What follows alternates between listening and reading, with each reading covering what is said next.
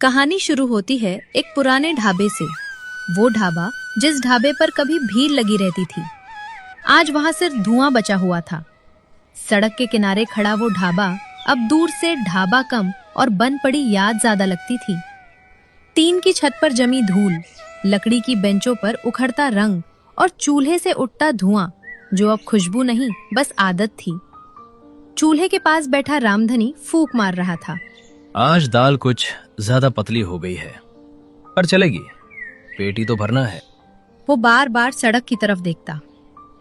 सड़क वही थी, पर अब रुकने वाले नहीं रुक रहे थे। तभी वहां से एक मोटरसाइकिल गुजरी। रामधनी सीधा बैठ गया। अरे भैया, खाना खाओगे? पर बाइक वाले ने जरा सी भी ध्यान नहीं दिया। वो बिना रुके ही आगे बढ़ता चला गया। रामधनी की आंखें फिर चूल्हे पर टिक गईं।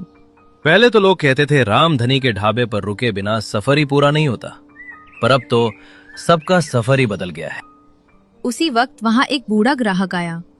उसने ढाबे की तरफ देखा।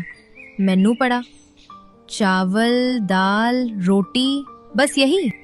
हाँ, बस यही। सादा खाना पेट के लिए ठीक होता है। अब जमाना सादा का नहीं रहा भाई। और वो चला गया। रामधनी की उंगलियां चूल्हे की राख में धंस गईं। उसी समय दूर से एक बस की आवाज आई। धूल उड़ाती हुई बस रामधनी के ढाबे पर रुकी। बस से उतरा एक नौजवान, कंधे पर बैग, आंखों में शहर की चमक और दिल में गांव की खुशबू। आज भी सब कुछ वैसा ही है जैसा 10 साल पहले हुआ करता था, बस थोड़ी खामोशी है। वो ढाबे की तरफ बढ़ा। बाबूजी। रामधनी चौंका। वो धीरे धीरे पीछे मुड़ा। अरे मोहन बेटा। दोनों कुछ पल बस देखते रहे, फिर रामधनी ने कसकर गले लगा लिया। आ गया तू शहर से? हाँ बाबूजी, पढ़ाई पूरी हो गई। अंदर से सावित्री भागती हुई आई। अरे मेरा बेटा, सच में तू ही है ना? हाँ माँ, मैं ही हूँ। कितना दुबला हो गया है तू। शहर में खाना नहीं मिलता था क्या?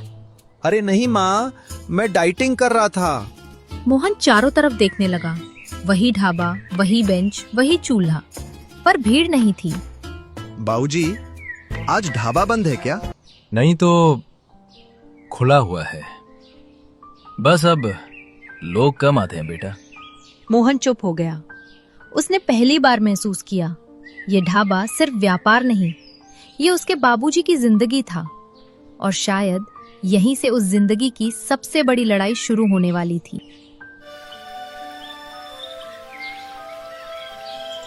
शाम ढलने लगी थी।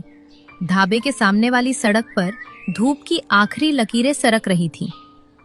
कभी जिस सड़क पर हर 10 मिनट में कोई ना कोई रुकता था, आज वहां बस धूल उड़ रही थी। रामधनी ने बेंच पर जमी धूल हाथ से झाड़ी। धूल उड़ी, बैठने वाला कोई नहीं। धूल भी अब मेहमान बन गई है, रोज आती है ढाबे में। चूल्हे पर दाल उबल रही थी। बर्तन पुराने थे पर साफ सुथरा होना अब काफी नहीं था। तभी ढाबे के पास एक ट्रक धीमा हुआ। रामधनी की पीठ सीधी हो गई। आओ भैया, ताजा ताजा खाना खाओ। ताजा खाना मिलेगा यहाँ। ट्रक कुछ पल ढाबे पर रुका। ड्राइवर नीचे उतरा। उसने मेन्यू की तरफ देखा। खाने में क्या क्या है काका? गर्मा गर्म चावल, दाल, रोटी और सब्जी? नहीं भैया, सब्जी तो नहीं है। चाय तो होगी? नहीं भैया, चाय भी खत्म हो गई है। ड्राइवर थोड़ी अफसोस भरी मुस्कान के साथ मुस्कुराया। अब तो रास्ते में ढाबे कम और होटल ही ज्यादा हो गए हैं काका। ट्रक आगे बढ़ गया। रामधनी की आवाज गले में ही अटक कर रह गई। मोहन सब देख रहा था। वो एक बेंच पर आकर बैठ गया। बाबूजी, पहले भी ऐसा ही होता था क्या? पहले नहीं बेटा, पहले तो यहाँ लाइन लगती थी। वो बोलते बोलते रुक गया। लोग कहते थे रामधनी का ढाबा मतलब भरोसे की उम्मीद। मोहन ने चारों तरफ नजर दौड़ाई। पर अब शायद भरोसा भी कुछ नया स्वाद चाहता है बाबूजी। रामधनी ने कराही की तरफ देखा और थोड़ा चिढ़कर बोला, भरोसे को स्वाद की जरूरत नहीं होती। तभी बाहर से एक अधेड़ आदमी ढाबे में आया। वो बेंच पर बैठा और खाना ऑर्डर किया। रामधनी एक प्लेट चावल दाल लेकर आया। ये क्या है? इतनी सादी थाली। सादा खाना शरीर के लिए अच्छा होता है काका। वो तो ठीक है रामधनी, पर दिल तो नहीं मानता ना सादे खाने से। रामधनी चुप हो गया। वो आदमी खड़ा हुआ और जाने लगा। आजकल दिल भी कुछ मसाला चाहता है। वो आदमी चला गया। मोहन की मुट्ठियां भीज गईं। बाबूजी, अगर मगर मत सिखा मुझे तू। मुझे पता है ढाबा कैसे चलाना है। ढाबे में फिर खामोशी छा गई। चूल्हे की आग ही बोल रही थी बस। मोहन ने चारपाई की तरफ देखा जिस पर कभी ग्राहक सो जाया करते थे। ये ढाबा सिर्फ खाना नहीं बेचता था बाबूजी, ये ढाबा कभी आराम भी बेचा करता था। आराम नहीं, सुकून बेचता था। मोहन का सिर हिल गया। अगले दिन फिर से रामधनी ढाबे में बैठा हुआ था। दूर से फिर एक गाड़ी की आवाज आई। रामधनी खड़ा हुआ, फिर कुछ सोचकर बैठ गए। आज नहीं रुकेंगे, बुलाना ही बेकार है। मोहन ने महसूस किया ये सिर्फ ढाबे की हालत नहीं थी, ये उस आदमी की हालत थी जो बदलते हुए वक्त से हार रहा था पर मानने को तैयार नहीं था। रात ढाबे पर जल्दी उतर आई थी। रामधनी ढाबा बंद करके घर आ चुका था। सभी लोग एक साथ बैठकर रात का खाना खा रहे थे। माहौल में गर्मी बढ़ रही थी। मोहन खामोशी से एक कुर्सी पर खाना लेकर बैठा था। रामधनी खाना खा रहा था, जैसे हर आवाज में गुस्सा घुला हो। बाबूजी, एक बात कहूं?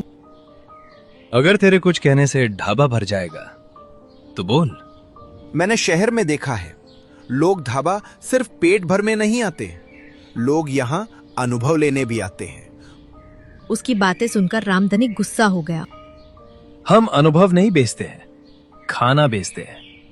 पर बाबूजी, आजकल खाना भी तो बदल गया है। रामधनी ने मोहन की आंखों में देखा। खाना नहीं बदला है, लोगों की नीयत बदल गई है। नहीं बाबूजी, लोगों की नीयत नहीं बदली, लोगों की जरूरत बदली है। उसके इतना बोलते ही वहां एक खामोशी छा गई। तू शहर से यही सीख कर आया है? तेरी पढ़ाई लिखाई ने तुझे यही सिखाया है कि पुराना सब गलत होता है? नहीं बाबूजी, मैंने ये नहीं कहा कि पुराना सब गलत होता है। पुराना तो नींव होता है, उसी नींव पर नई इमारत बनती है। रामधनी हंसा, लेकिन वो हंसी कड़वाहट से भरी थी। अच्छा, और इमारत गिर जाए तो नई बनाई जा सकती है? रामधनी गुस्से से मुट्ठी कसता हुआ बोला। तू बस एक ढाबा समझता है इसे, मैं इसे अपनी पूरी जिंदगी समझता हूँ। मोहन की आवाज धीमी हो गई। और मैं आपकी जिंदगी को मरते नहीं देख सकता। ये बात रामधनी को तीर की तरह लगी। मैं जब तेरी उम्र का था तब मैंने बिना शिकायत के इस ढाबे को खड़ा किया था। पर बाबूजी, मैं उसी मेहनत को बचाने की कोशिश कर रहा हूँ। बचाने के नाम पर बदल देना बचाना नहीं होता। बदलना ही बचाना होता है बाबूजी। उन दोनों की बहस सुनकर सावित्री अंदर से निकली। अरे बस भी करो तुम दोनों, तब से बहस किए जा रहे हो। तू बीच में मत पड़ सावित्री, ये हमारी आपस की बातें हैं। सावित्री चुप हो गई। शहर ने तुझे क्या दिया? अंग्रेजी बोलना, नए नखरे, यही सब शहर से सीख कर आया है तू? शहर ने मुझे ये दिया है कि मैं देख सकूं कि हमारा ढाबा खाली क्यों है। रामधनी ने गुस्से से बेंच पर हाथ मारा। खाली इसलिए है क्योंकि लोग भूल गए हैं कि सादा खाना क्या होता है। या फिर इसलिए कि हम भूल गए हैं कि लोगों को क्या चाहिए। उसके इतना बोलते ही एक लंबी खामोशी छा गई। देख बेटा, अगर मैंने तेरी बात मानी तो मेरा ढाबा नहीं रहेगा। अगर आपने मेरी बात नहीं मानी तो ढाबा वैसे भी नहीं रहेगा बाबूजी। ये सुनते ही रामधनी पत्थर बन गया। जा, यदि तुझे मेरा ढाबा चलाने का तरीका इतना ही गलत लगता है तो जा, चला जा वापस शहर। क्या? जिसे गांव का ढाबा छोटा लगता है वो यहां क्या करेगा? वो यहां टिक ही नहीं सकता। रामधनी की बातें सुनकर मोहन और उसकी माँ की आंखें भर आईं। मैं ढाबे से नहीं लड़ रहा था बाबूजी, मैं आपसे लड़ रहा था। जा, लड़ाई जीत ली तूने, अब जा यहां से। इतना बोलकर रामधनी गुस्से से बाहर चला गया। चूल्हे की आग अब बुझने लगी थी और उसी आग के साथ साथ बाप बेटे के बीच का रिश्ता भी ठंडा पड़ गया था।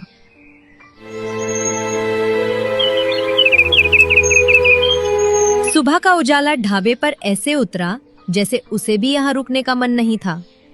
रोज की तरह ही रामधनी काउंटर पर बैठा था, पर बेंचें खाली थीं और ढाबे के भीतर भारी खामोशी थी। मोहन अपना बैग और जमीन पर रखे कपड़े समेट रहा था। हर कपड़े के साथ कोई ना कोई याद भी बंध रही थी। सावित्री दरवाजे पर खड़ी ये सब देख रही थी। खाना खा ले बेटा, रास्ता लंबा है। नहीं माँ, मुझे भूख नहीं है। बाबूजी से बात कर ली? नहीं। उसी वक्त बाहर से रामधनी की आवाज आई। बस निकलने वाली है। ये शब्द नहीं थे, आदेश थे। मोहन बैग उठाकर बाहर आया। रामधनी ढाबे के सामने खड़ा था। नजरें सड़क पर थीं, बेटे पर नहीं। मैं लड़ने नहीं आया था बाबूजी, मैं बस आपका ढाबा बचा रहा था। लड़ाई में कोई ये नहीं देखता कि कौन किस लिए लड़ रहा है। मैं सिर्फ चाहता था कि आपका ढाबा जिंदा रहे। जिंदा वही रहता है जो झुकता नहीं है। तभी सावित्री आगे बढ़ी। सुनते हो जी, बेटा है वो हमारा, कुछ तो बोलो उसे। सावित्री की आंखें भर आईं, पर रामधनी अपनी जगह से जरा भी नहीं हिला। सड़क पर बस का हॉर्न बजा। मोहन ने आखिरी बार ढाबे को देखा। वही चूल्हा, वही धुआं, वही बेंच। जब ये ढाबा पूरी तरह बंद हो जाएगा ना, तब मुझे मत याद करना। रामधनी का चेहरा सख्त रहा। मुझे किसी शहर की सीख नहीं चाहिए। मोहन ने सिर झुका लिया। तभी बस के कंडक्टर की आवाज आई। ओ भैया, चलना है कि नहीं? जल्दी बैठो। मोहन ने एक कदम आगे बढ़ाया, फिर रुका, पीछे मुड़कर देखा। क्या मैं वापस आ सकता हूँ? रामधनी ने थोड़ी देर बाद जवाब दिया। जब तू अपना मन बदले बिना आ सके तब आना। ये वाक्य सुनकर मोहन पूरी तरह टूट गया। वो बस में चढ़ गया।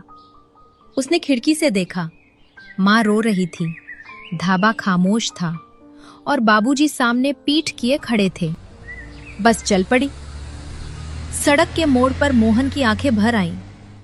रामधनी वहीं खड़े रहे जब तक कि बस धूल में गुम नहीं हो गई। फिर सावित्री धीरे से बोली, आज ढाबा नहीं, घर सूना हो गया है। रामधनी ने कुछ नहीं कहा, बस चूल्हे की तरफ देखता रहा।